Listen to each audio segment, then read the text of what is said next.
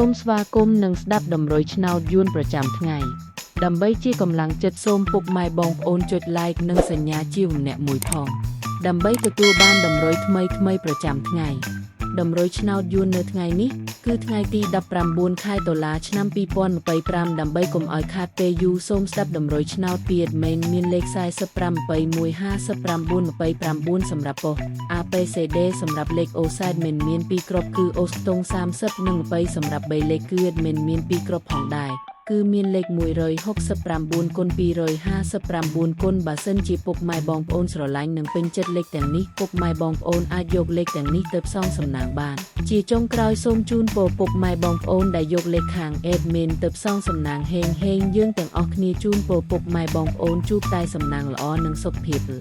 អរសូមជម្រាបលាជួបគ្នានៅថ្ងៃស្អែកបន្តទៀត